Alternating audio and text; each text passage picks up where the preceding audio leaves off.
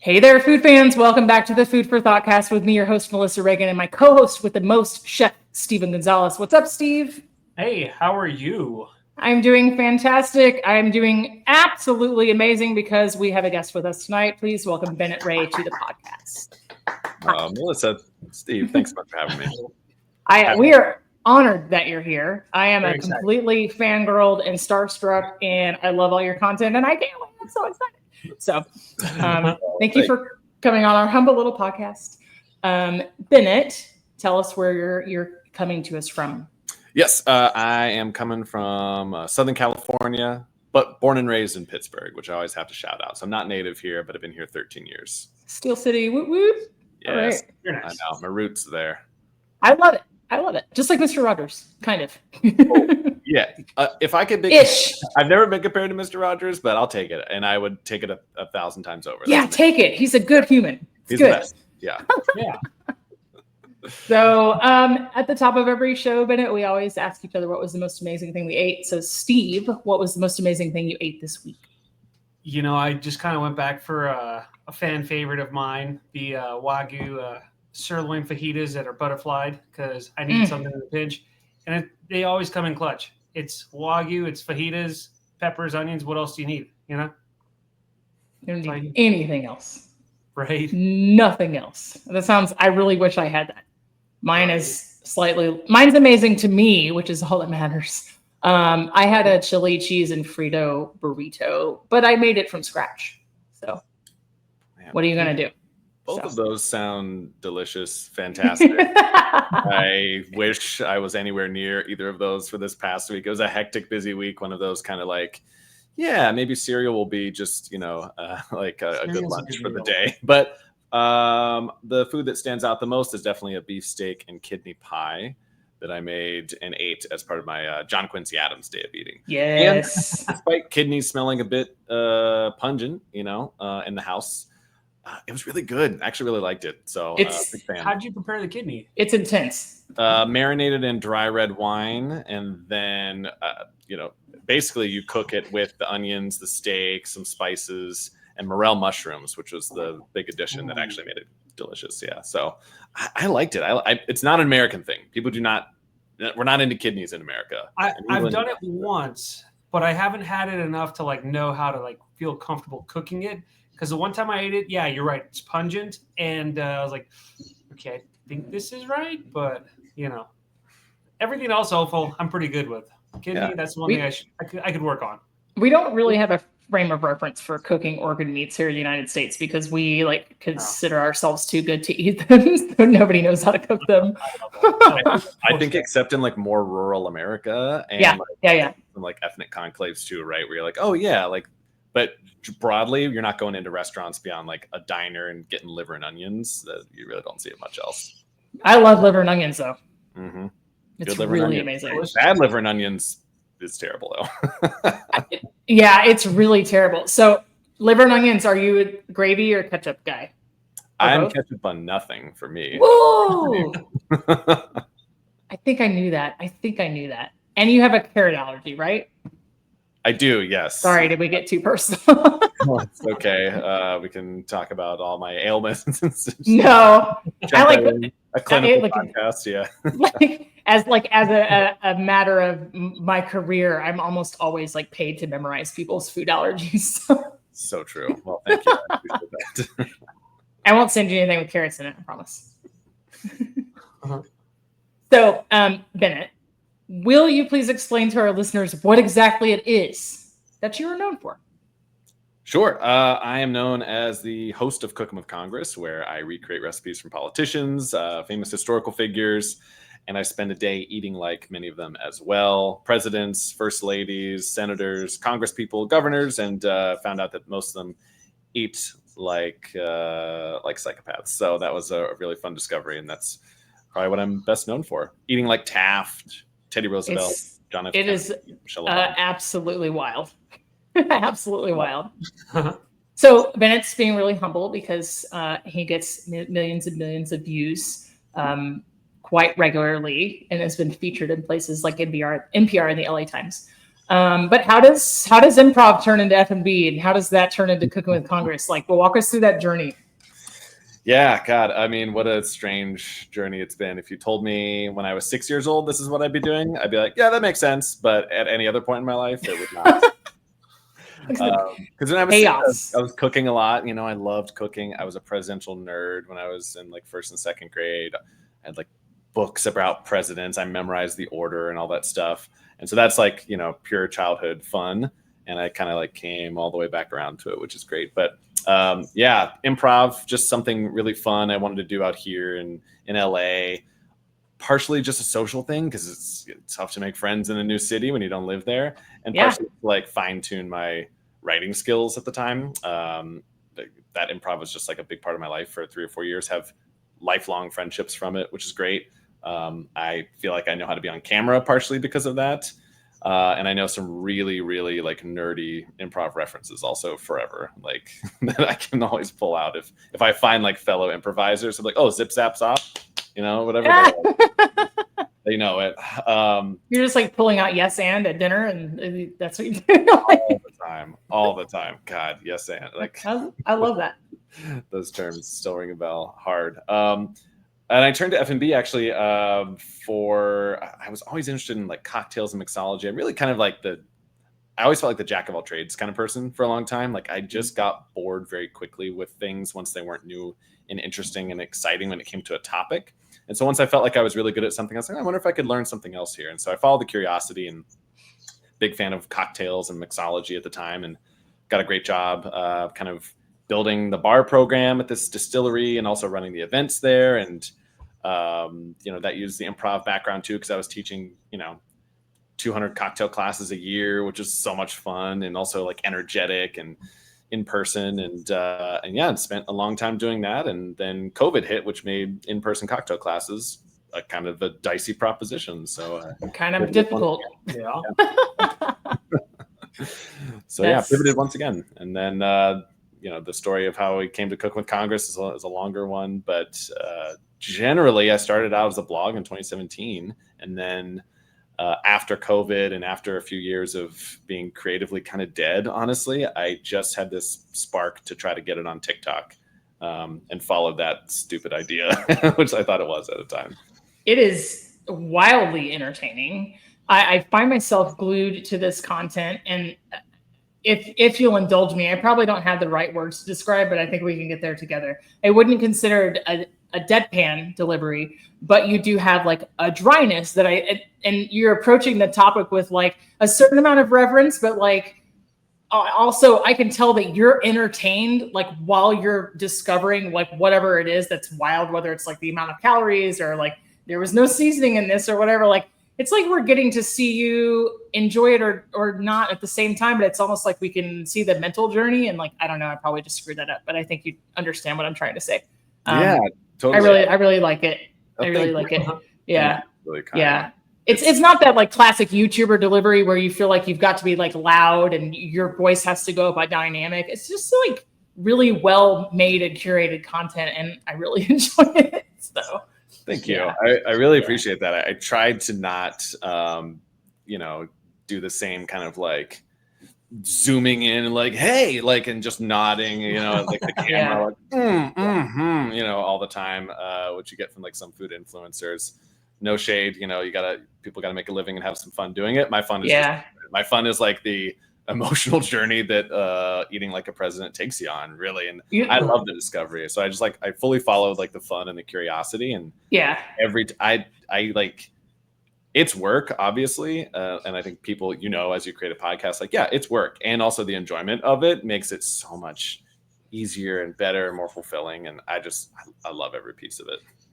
I think we get those dopamine hits from like meeting new people and really understanding like people's culinary journeys and their stories. But there's also a lot to be said about like the butterfly effect, right? This conversation makes ripples and waves, and then we understand somebody better as a person, and then somebody else gets inspired and they start a thing. And like, we're not huge fans of ASMR on this podcast, but like you're one of the creators I can stand to watch because I'm like, yeah, I can't hear him chew.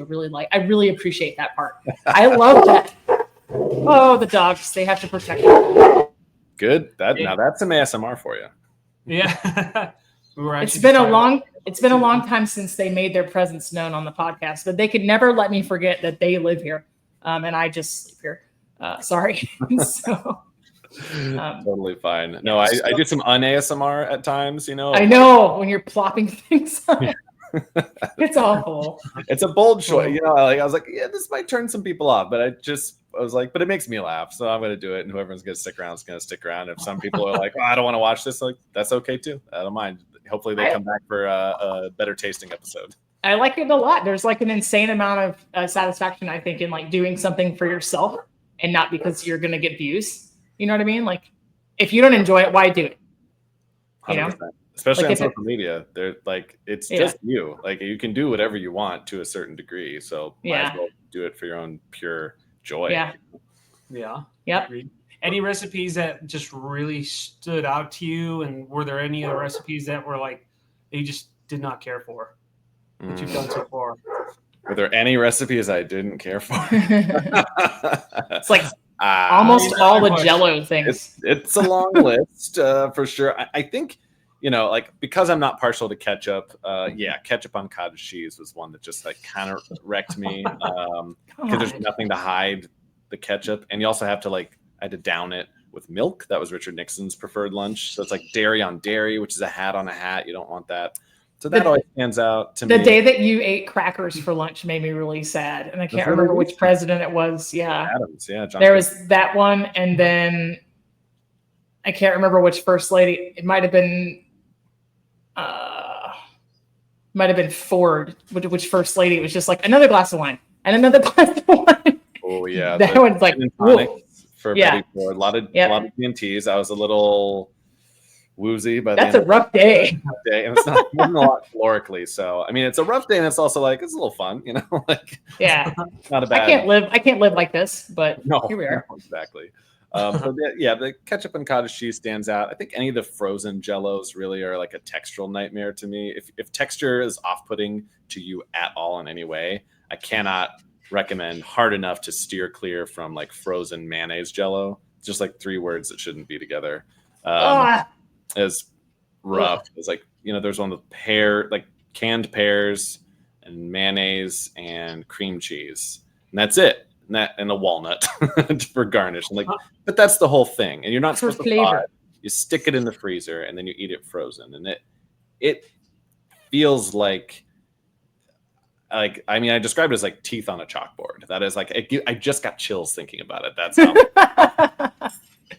So what did you eat growing up? Like, what was the typical, we wouldn't call that Midwestern, but like Pittsburgh, was that, were you getting like German influences? Like what was going on there? Yeah, not Jell-O. Not Jell-O. Salad. not Midwest Jell-O salads. Got it. No, shockingly no.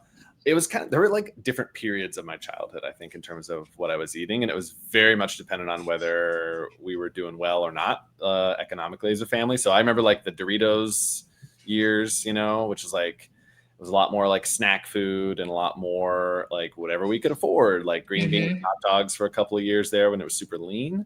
And then I think my parents got more into like health food when we were in our teens, and they also had enough money to like buy healthier food. And so that was like, oh, okay, cool. We're like eating like a lot of grill food. My dad, he's and still is a primitive bow hunter. So he like goes and like uses kind of like ancient techniques to like build his own bows and arrows, and he'll go out and like hunt deer, squirrel, raccoon, possum, as you may have heard with the William Taft episode. And so we always grew up eating a lot of like wild game, even in the lean years. That was like a special treat, but always a lot of wild game on the grill. And I still love that more than a lot of restaurants, honestly. Yeah. There's a lot of things you just can't beat, and you can't replicate either. Like, it's really hard to mass produce, and I'm sure that it's sentimental too. So totally, you can really like bottle those feelings. I remember that on the day that you ate like your dad, and I think that he provided the venison for that. That was great. So really cool. He loved the episode, and he was like, "Don't ever show them a picture of me. I want them to picture me like some bucktooth backwoods person just like eating raccoon in the wilderness." Like Daniel Boone. in reality, he's just like a very, very good-looking, fit guy in his like late 60s, and like, and just like a normal dude you'd see on the street, you know. But maybe it's something you promise your more weird subscribers that once I reach this number, you could see a picture of my dad. There could be something in that. Like, I know I've gotten a lot of jokes about like only pans with a P there. So that might be the first one. I'll be like, not for me, but for my dad, yeah, we'll put some photos. That's the special Patreon. That's like the $10, $15. $10. Oh my god, yeah, more than that. I'm charging like, yeah, we're charging $49.99 for that. That's stuff. right. I'm not That's selling right. out my dad for $10.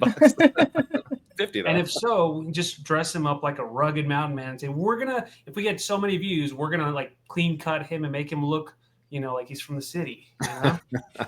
I like that. I like it. Were you a picky eater at all growing up? Just not besides ketchup. But...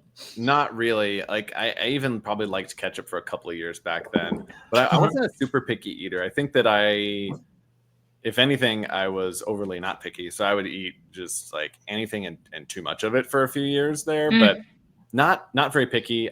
I think just willing to try anything at least once, which has definitely continued throughout my life.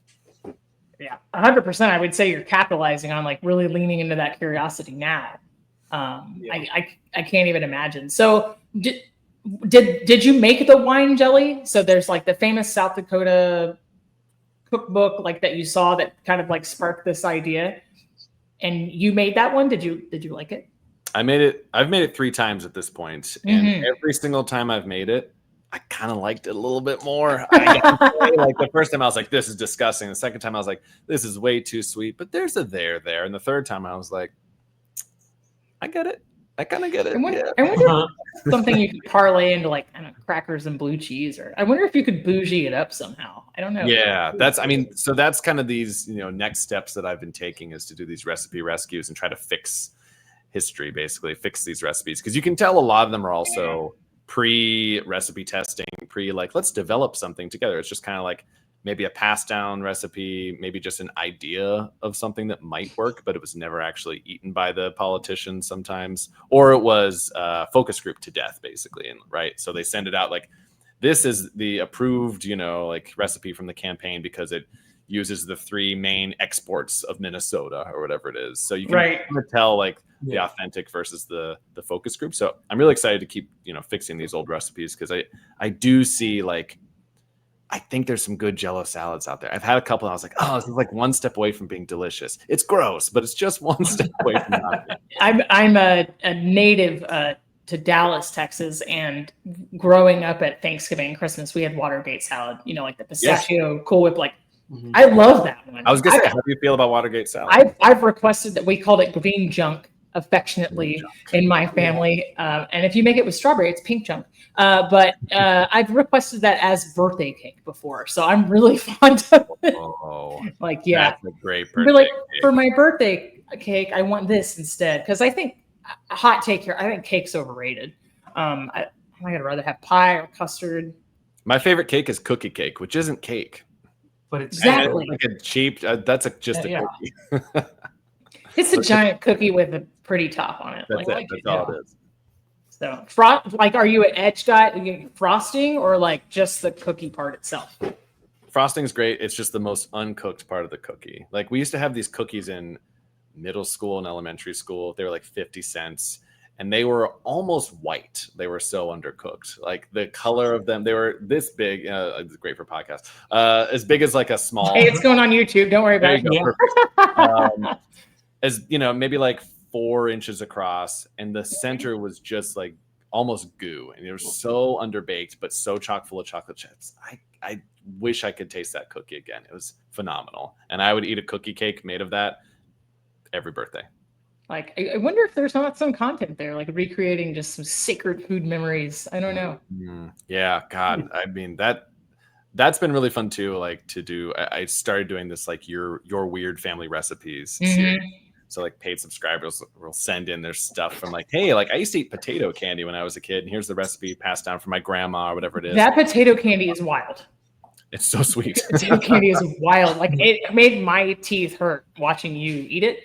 Because I had seen B. Dylan Hollis did it, the guy that cooks yesteryear.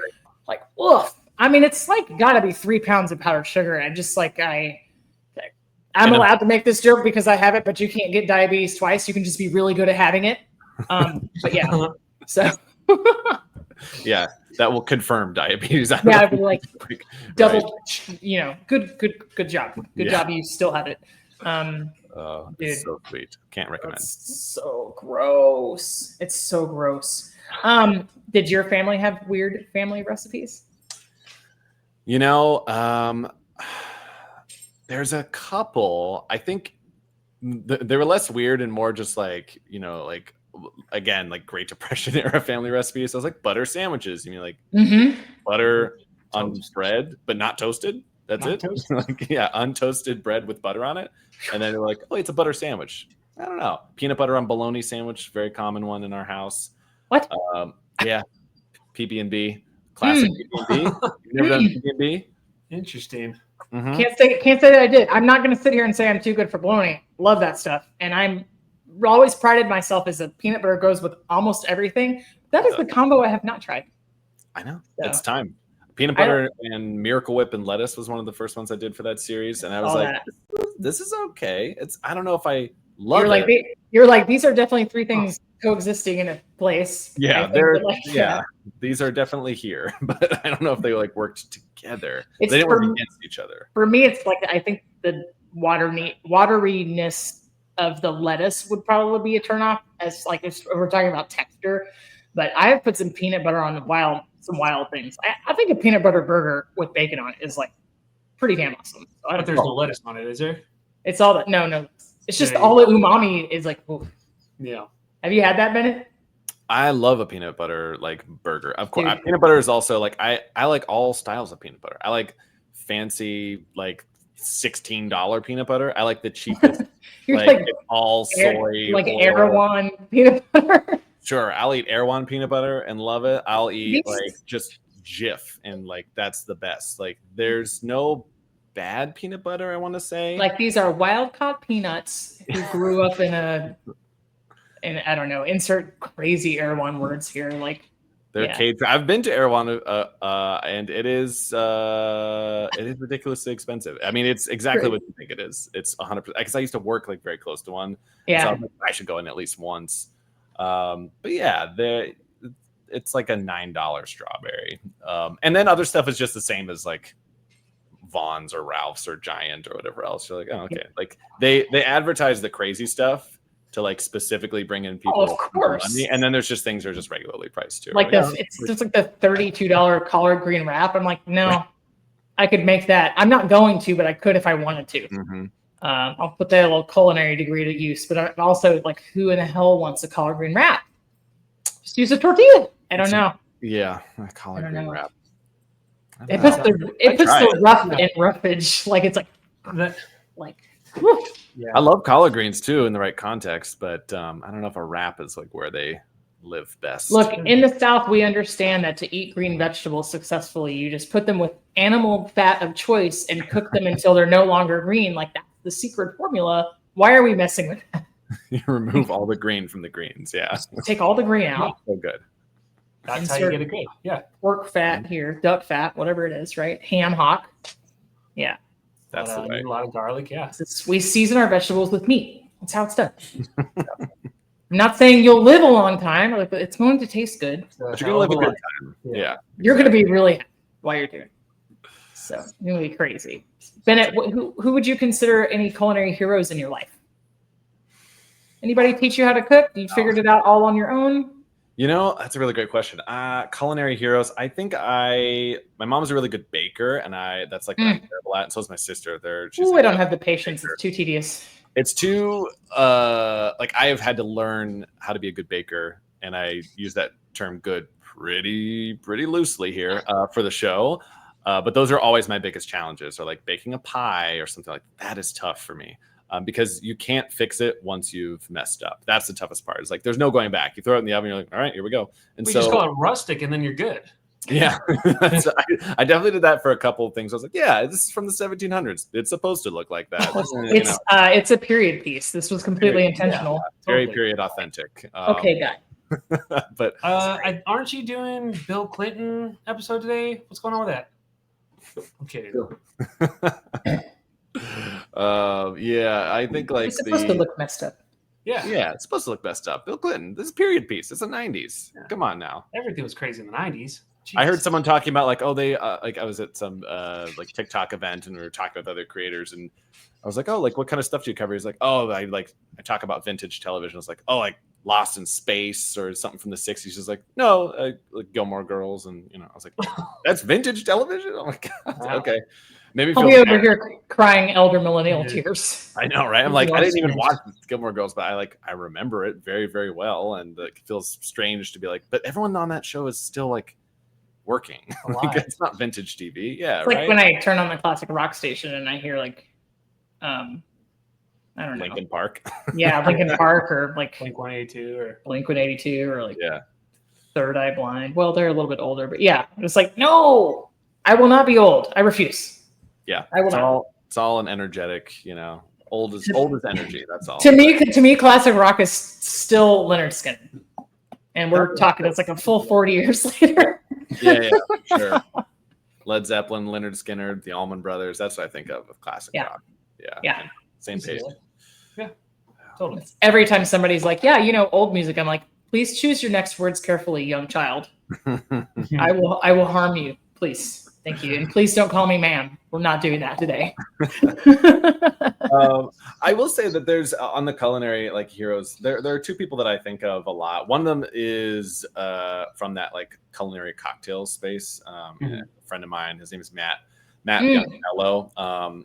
He's got this beautiful book, Eat Your Drink, and all of his stuff was so he like made cocktails like food for a very long time back before it was like cool to like put herbs and Put stuff. a slider on a Bloody Mary, you mean? Yeah. Like, he was making like crazy drinks that like sometimes it would even sound pretentious, and you'd go and you're like, I don't know, but he was so unpretentious about it and so like generous in the way that he approached his drinks and so kind and so welcoming that like these high-minded creations with wild ingredients he would just present to you and they'd be some of the best stuff you could ever drink at a bar. And so Matt really showed me, and I remember like sitting at the bar with him for like 5 hours one night, just like tasting through. You remember 5 hours at the bar?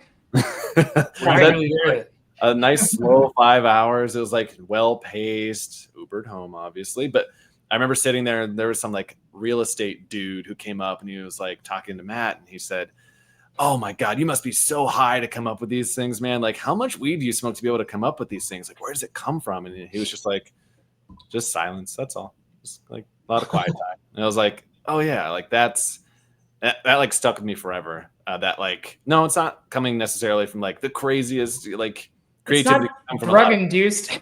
No, yeah, like have to be.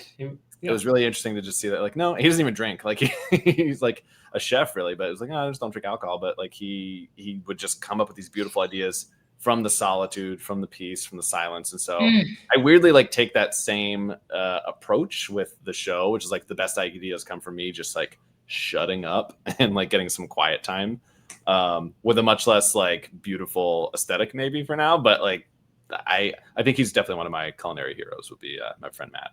I love that so much. I hope that you share that with him or that you have shared that with him. 100%. Yeah, that's amazing. I've definitely told him before how much it means to me to like watch his process and everything. And then my friend Bobby too, I'll say like he's doing a wonderful job. He was on Next Level Chef this past season, and I just like he does retro recipes, and so we just like have connected a lot through there recently. And he works so hard, and I just really admire his like perspiration that he puts into this chef thing. So a lot of love there too. I love that. I love that so much. When you were doing events at the distillery, were you doing pairings as well, or just on the beverage side? Yeah. I taught some like cheese and spirits classes. Those are fun. So I learned from this like cheesemonger all about cheeses and kind of trained with her for a little while. And then I got to lead my own classes on like how to pair like a 3-year age Gouda with like a high proof whiskey and what stuff goes with gin versus. It was really all that smoky creamy together. Let's go. Oh, I know. Plus, like I just love cheese. It was an easy sell. Like, you're like you had me at cheese. Let's we get to drink. Great. It was amazing. This sounds like a great day. Do you have a favorite cheese? I think by volume, this is tough. I know. It's only the most hard-hitting questions on this podcast. I know. You're really putting Right. the screws on it. Okay. I think by volume, in terms of like how much I just like go through it and eat it a lot, there's like a very specific ricotta that is just insanely good. And I can eat it on a piece of bread with some jam, and it's perfect. I'm here for this. It's so good. And it's not like some ricotta you have and there's like a little bit of grit to it. Yeah. It's like smooth, like perfectly smooth. It is. I don't want to like name them because Yeah, sure. No, don't worry about it. No, Like, you're good. I could name them, but Yeah. I'm not like sponsored by them or anything. Yeah. But like, yeah, whatever. I'll just do it. They're like Bellwether Farms, or whatever. It's like that expensive ass, like I don't $8 for like a basket, but that stuff lasts me so long because I just like could eat it for breakfast every single morning on a piece of toast. I think Bellwether Farms also does goat cheese, if I'm not They do. mistaken. I think they Chev, and I've used it, and it's a really good product. So yeah, good. Try the ricotta. name the names. I have to. It's insanely good. Right.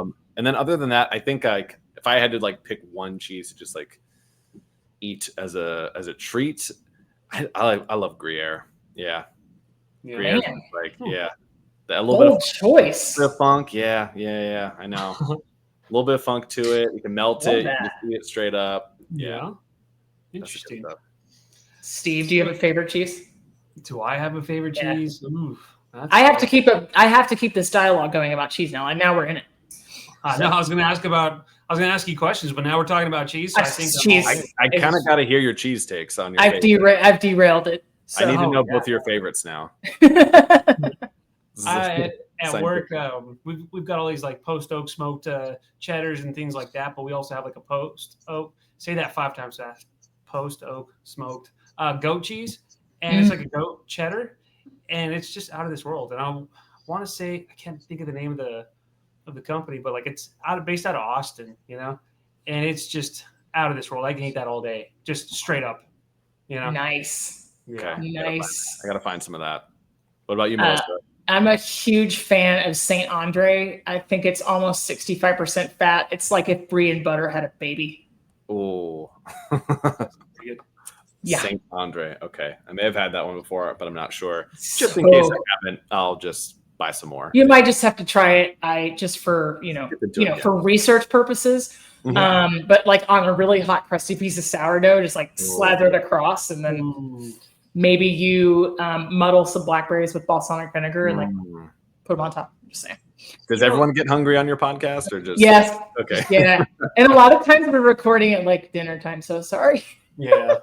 You're good. You're good. One of my favorite snacks is like pepper jack cheese, just a basic cheap pepper jack cheese cubed, and like a michelada, and that's a feast in itself. I don't know if you all have ever done that, but oh my gosh, Great combination. Yeah. Habanero jack, pepper jack. Those are like underrated, easy to just like pop 20 of those at like like at an event kind of cheese to me for sure. That's always my first event cheese. When you're just like, oh yeah, everyone's got like cheese crackers, crudité. You hit that pepper jack first for sure. Okay. Bennett, do you like spicy or kind of in the medium range, or like what? Yes, I used to like be one of those like people You who wanted to be injured? I wanted to like hurt myself to try to like prove my like spice. So you could feel. Oh, Yeah, just to, done like that let it once, rip. never again. Nope. Yeah, I like peaked at a Quaker Steak and Lube, which is like a chain wing place. I don't know if I went to one in Midway Airport. Interesting local reference you would make that I've also been to. I'm glad that you've been there before. If you don't know, they have like a challenge that they do, at least like the brick and mortar restaurants in Pennsylvania. They did the triple atomic hot wings challenge where you like have to eat 6 of them. And so I did that, completed it, got the t-shirt, name on the wall, was very proud. It did feel like I ate like pure, like The sun? sub-zero. No, opposite. It was so hot it felt cold, which is not good. It was like I ate like a ball of ice. It was just like sitting in my stomach. And That's like the next day, I made like an ill-fated trip to an amusement park. It was just bad timing. So that was my worst trip to Kennywood Park I've ever had. Oh no! Can't go back there.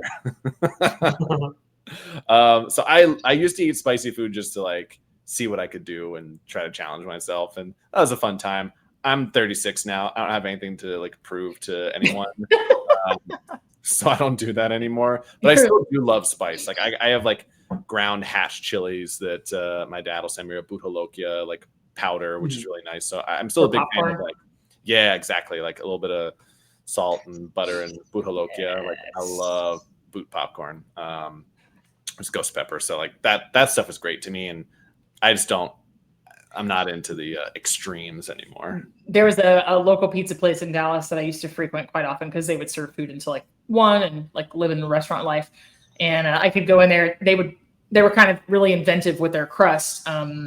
You could order a slice, but they would roll out a quarter of it. Like it's kind of had it like portioned out. It's like really efficient and stuff, but they would roll it in front of you and they would dress just the one slice and you could cook it to order. But I made the mistake of not critically reading the menu one night, and I had a few beers across the street, and I was like, yeah, I want pepper jack on it. It was ghost pepper jack. It was the most miserable decision. Like just that when you have it like grated that way and then it's across the surface of a pizza with all the other grease and it just like laminates, like it was like everything I touched, like I couldn't get away from it. I was just like, oh, this is so hot. Like, what have I done? And like nothing would help.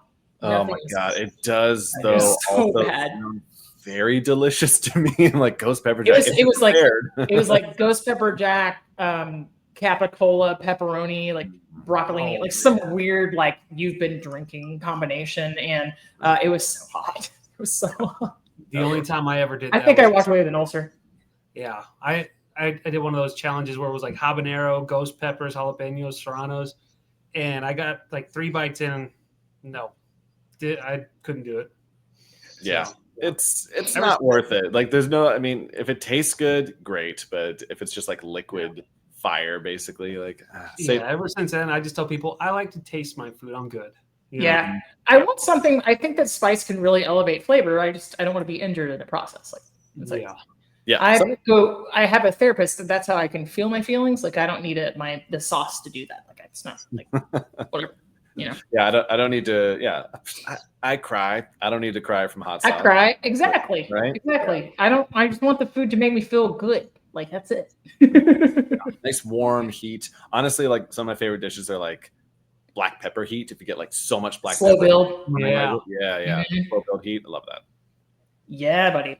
Do you have anything coming up that you're particularly excited about as far as content is concerned? Anything that you would be willing to share? Or is it all a surprise? Let's see. I am very excited about my Winston Churchill Day coming up soon. Yay! Excited / what a guy. Scared. But that one's fun. I like met with this incredible cigar sommelier from the East Coast via Zoom to like pick his brain on how he smoked and how much he smoked, just to prep myself and really get like all the information. He's sending me out the cigars that would like most closely align with Winston Churchill's day of smoking. So I am very excited to. You're fully committed to the bit. Oh yeah, I mean I did it for Ulysses S. Grant too. Like I smoked 7 cigars across the day, which is. It was nauseating to be. I like a cigar or 2 per year, but like I hit my quota. My quota was hit very quickly in one day. So I'm really excited to try that one because I know it's going to be just bonkers. He also drank a good bit, so that'll be fun. And then really like, working on these recipe rescues and like trying to fix history has been so cool. So I'm not sure when this will be airing, but I usually like map out about a month in advance. So I've got a lot planned for 2026 because it's America's 250th. And so there's lots of the founding fathers in June. Hey, I've got some fun collaborations coming up with the rest of that. Maybe some more with the Teddy Roosevelt Presidential Library. That was really fun to work with them. And so hopefully do some more on TR as well. So those are some of the fun things coming up. And then more Eating Like America. I love the everyday like Americans piece and beyond at some point too. I've got some Canadian and UK and Ireland, Scotland submissions coming up too. So I can start to try some other strange foods of the world. So we have a full episode I think we released on President's Day either last year or the year before where we went through like this like the most outrageous, like presidential, favorite foods and et cetera, et cetera, et cetera, like the strangest things served at the White House and all of these things. But I think that I'm the most fascinated by your like eating like America for a day. There are some wild submissions in there. Like there's just some crazy, but then there's also like some really good, I'm like, I never thought of that. Like, why didn't I think of that? Why can't I have that? I know. Some great ideas. There's some like good combinations I've never thought of. I was like, wait, I can have junior mints and popcorn at home. Why? I don't have to like, and bourbon and popcorn, great combination. Why don't I have that more often? Wait, I should make a popcorn bourbon cocktail. Like who's gatekeeping this? It is really cool. Like I kind of felt like that was a silly idea when I first proposed it. I was like, this is not going to be something that anyone's interested in. Why would like people want me to eat like them? And then I was just like so proven wrong, and the amount of people who are like, no, like I want to see you eat like this. And tell me what you think. And so it shows that we're all like much more sane than U.S. presidents. Basically, that's what I've learned. Well, it's like food's the common ground that unites us. Like you can get in a room and it's literally what brings people to the table. It breaks down all sort of barriers, and it's a commonality. And I wonder if you weren't like maybe overwhelmed with the amount of submissions that you got. I was definitely overwhelmed by it. I have received enough submissions that I am good. I do one a week for that series, and I'm booked out for 4 years easily.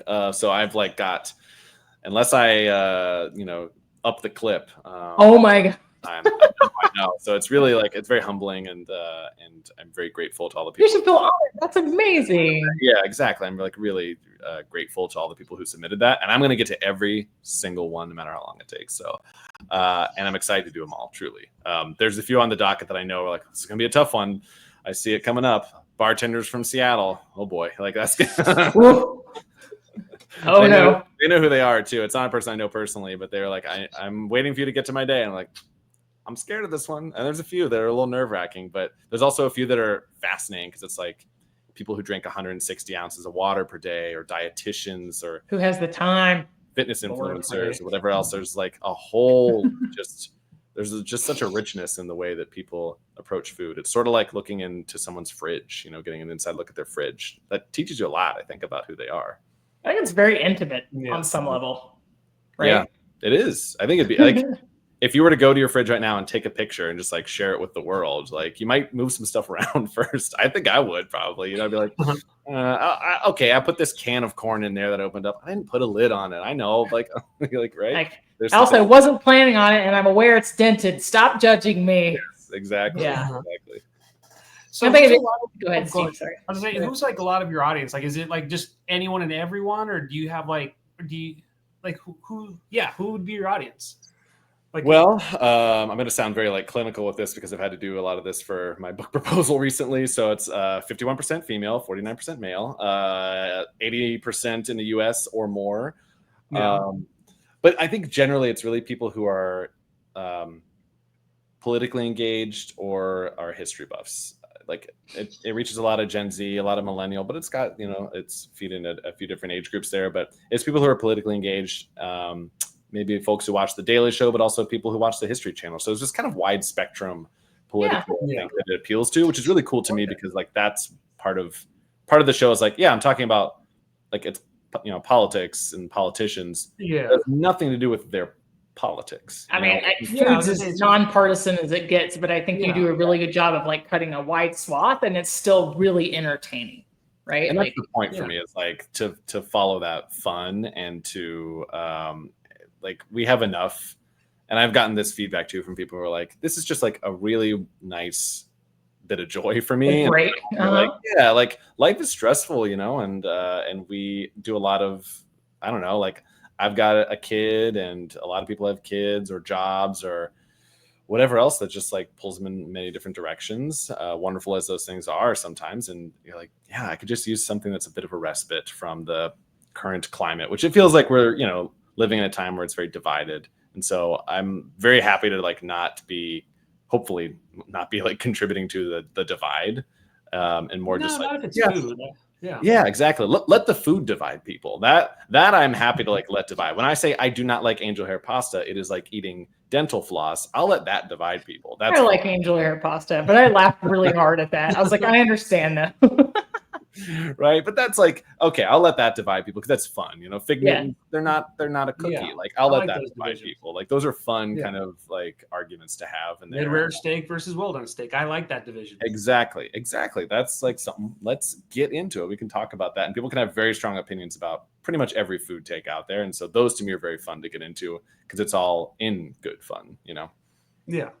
Bennett, I have to ask you because we have a longtime listener and fan who was going to go bonkers about this, but like, do you think soup's a meal? I was just listening to like a couple of friends of mine who run the Bananas podcast talking about their like 5 favorite soups, and I was like, oh man, I love you guys, but I can't.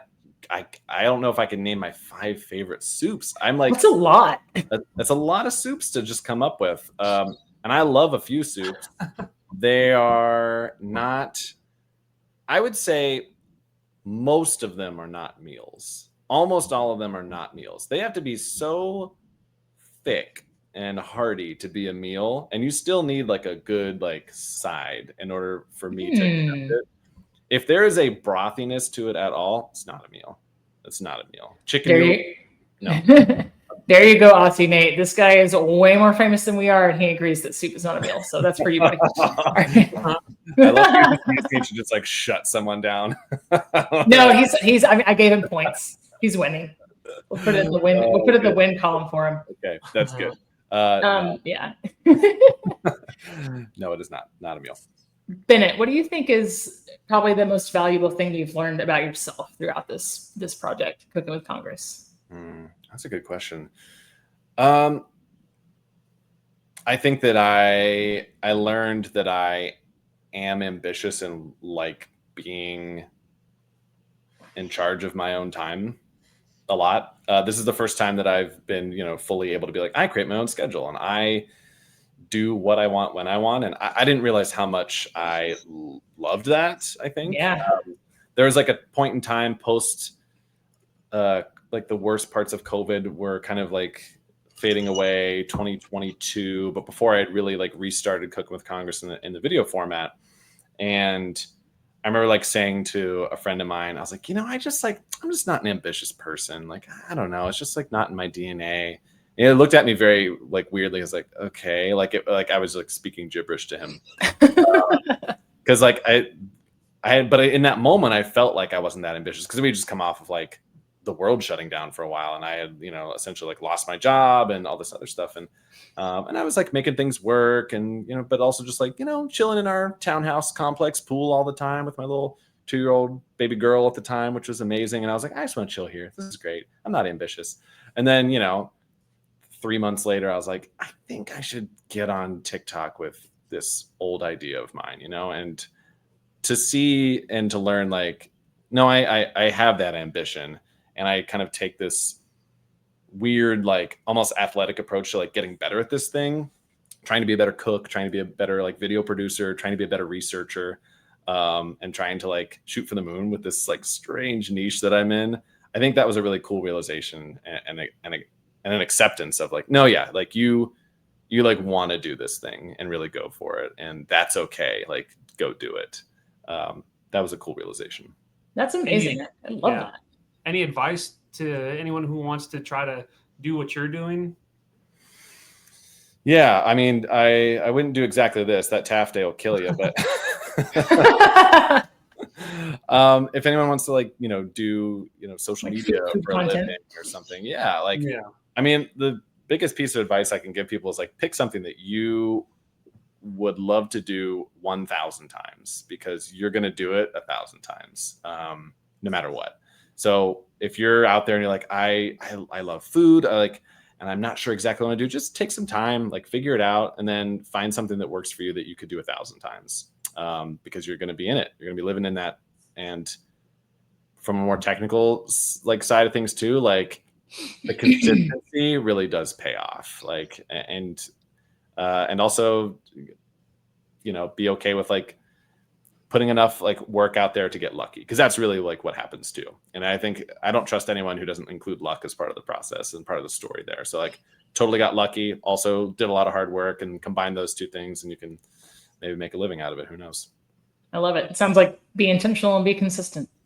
Yeah, be It's intentional. Be super consistent. great advice. Yeah, I mean it's boring advice, but like I think Steve Martin said something like, be so good they can't ignore you, and I think that only comes from just showing up and showing up and showing up and being so bad for a while until you like get 1% better every single time you're doing whatever you're doing, whether it's like stand up or whether it's podcasts or cooking or Right.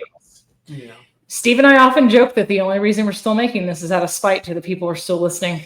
How many? What episode number is this? I don't know if you count. This will probably be. I can tell you. Oh, please! It's going to be somewhere in the 120s, which I think puts us ahead of 50% of podcasts. Yeah. So, it's a lot further than Serial or whatever that show was. Yeah, it didn't last for a long time, and the audio quality was awful. Terrible. It was like they had recorded it on a Radio Shack microphone, but like from under the ocean. It was really bad. Sorry, I have strong feelings. Strong feelings. You will be episode 123, 124, I believe. 124. 124. Yeah. We're putting a couple of these in the can, but as they say in the biz. But yeah, so what is the ultimate thing if we were having a potluck tomorrow? What would you bring? What are you showing up with? I'm gonna come with two things. Okay. I'm gonna over prepare and come with three things. Probably. Dear God. I know. This is how I do it though. So I will come with a batch cocktail. That is like my sneaky party trick. Always like a batch cocktail. I do that for my book club. I do that for parties, birthdays, whatever else. Like always bring a batch cocktail and something interesting and different. What I do? I did a chamomile gin martini that was really nice, or something with passion fruit and a bunch of different rums. I've got just like a big bar at home because working in a distillery, that's how it happens. So a batch cocktail. I'm going to bring a horrific Jell-O creation for fun. Okay. So I did ham mousse to a recent party. That was disgusting. People tried it. like mayo cream cheese. Whipped cream, ground ham, tomato soup, yeah, and mayonnaise, yes. So that was gross and very. Well, that's all the time we have. This has been. Yeah, it's terrible. Terrible, absolutely terrible. Oh my God! Did everybody tried it? No, God, no, not nobody was a good sport. I would say a third of people were curious and like excited because they watched the show. So they were like, "Oh my God, finally you brought a Jell-O! I want to taste it." And they're like, "Oh, you're not faking it on there. This is." Sometimes I'm like, he's playing up to the camera. No, this is disgusting. So that was fun. I would 100% believe it's real. 100%. You don't need to taste it to make sure. You sure? Okay, I'll bring some. Yeah. And then something good too, because I don't want to just make disgusting things. So I'll bring something. Depends on what's been covered already, but I make a really good non-traditional cold pasta salad. So anything in that category, a good cold pasta salad, not super mayonnaise-y or something like that, but with more of a tangy dressing, some crunchiness to it. Hit all the good texture bits for it. So that'll be what I'll bring. So you judge whether I stay at the party based on if the pasta salad is that much better. If you're making cocktails, you're more than welcome to stay. Come on in, right? I would really expect the guy that used to work at a distillery to have a huge bar at home. I would be really, really sus, as the kids say, if I found out that you just like to drink a Busch Light in your off time or some such. Yeah. Be like, really? No. I don't know. I got some, I guess working in distillery, working in F&B, none of us said favorite cheese, just American, you do get to you taste a lot of different things. And I do a craft single right out of the fridge in my pajamas from time to time though. Exactly. And I'll eat the cheap peanut butter straight from the jar. It has its place. It has its place. Exactly. It has its place. Bennett, if you could tell your younger self anything about food, would you warn him? What would you tell him? Would you be like, don't worry, this thing gets better. Oh, this thing is really as bad as we think. What is it? Tell him about food. I would, I'll talk to two different ages because there's 6-year-old Bennett, and I'll just be like, thanks, buddy. Thanks for liking what you like. hopefully I'm making you proud. Thank you for establishing the baseline. Yeah, seriously, like you keep doing you, buddy. Like stay on this, keep having fun. I don't think I'd give any advice to my 6-year-old self. He got it, as I think a lot of 6-year-olds kind of do. Like, oh no, they understand, and then we just like walk very far away from that like pure childhood understanding of like what's good. And then to my like 14-year-old self, I probably like I wish this was more of like a fun answer, but the truth is like you gotta feel your feelings and stop eating entire pies. You just can't. You gotta find a way to express yourself and stop stealing other people's food and eating it. You can't do that. And we'd sit down and have a longer conversation about that for sure. It doesn't have to be a fun answer. There's going to be a fun answer for everything. No, that's the truth. I would like, go sit down face to face and be like, it's intervention time, pal. You gotta listen, my guy. Listen, my guy. Yeah, we gotta stop this train. It's going places you don't want. I respect that. Thank you for being a little bit vulnerable. I appreciate that. Yeah. I have to ask you, if you don't mind, and you don't have to answer it, what in the world were you going to do with a politics degree? Like, what was the plan there? Well, politics and philosophy. So I hope that answers that question. Kind of not. No. Make so much money. Obviously. I think it made it worse. I went to school undeclared, and then got a politics degree.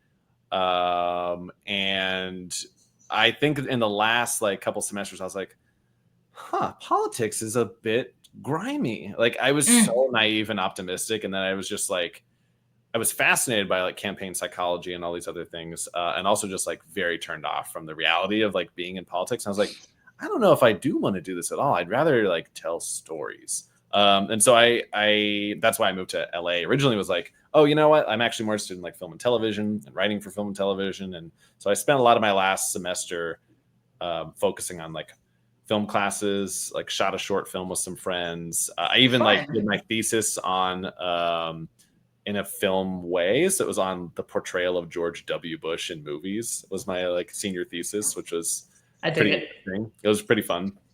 And so, yeah, when I graduated, I still looked for politics jobs, but I graduated like the height of the recession at that point. So I applied to like 100 and got 0.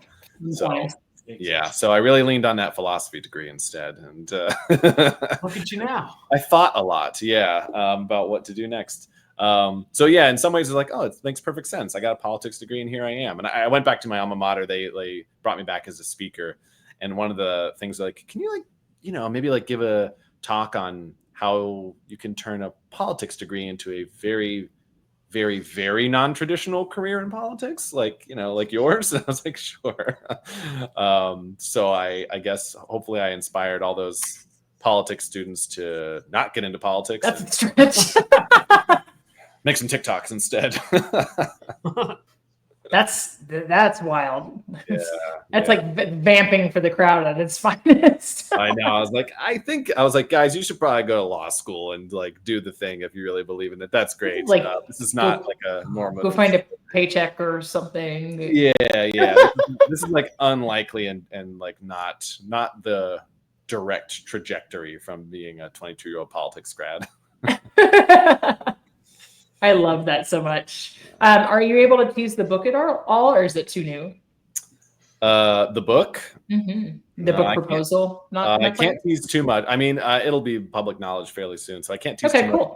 But, I will be talking about it just an absurdly annoying amount once it's close to the time. But I'm thrilled to be able to be making this cookbook and be able to spend just an insane amount of time in the kitchen. So that's super exciting. Right? Like there will be words in this cookbook, and there will be pictures. Maybe pictures. Right. I'll have some words. I'll have some pictures. There's probably going to be some sort of like food featured. No promises on paper. There will be a cover that is, I'm sure, like agonized over for months on end, and then my name will be on there. And when it comes out, I'll probably, you probably sell some. I'll probably, yeah, exactly. I better. Mysteries abound. Yeah. Well, I'll tell you what, when it releases and you start hyping it up, this podcast will help you hype it up, and I will buy one because it's super exciting. And then Steve will send you a copy of his cookbook. There you go. Yeah. Well, I did not know you're a published cookbook author. Amazing. Thank you. Thank you. I'm his hype. She is. Yes. Email me that information. I want to get your cookbook as well. That's really exciting. 100%. 100%. Hey, Bennett, it's been a pleasure having you on. This was thank you. so awesome. I can't wait to see all the rest of your content. But like, I love your stuff. I've probably sent 1,000 clips to like everybody I knew. I was like, oh my God. Just like freaking out like a child. I can't help it. Thank you. I can't help it. I like what I like. But yeah, you've been a phenomenal guest. Thank you so much for being so generous with your time. Stick around after we stop recording and we'll chat for just a few more minutes if you're okay on time. But yeah, it was a pleasure. Thank you so much. I know that our listeners are going to really enjoy this episode. So pleasure's all mine. This is a very fun conversation. Thank you so much for having me. Thank you. All right. Well, for Steve and for Bennett, I'm Melissa, and we got to go. Bye. See ya.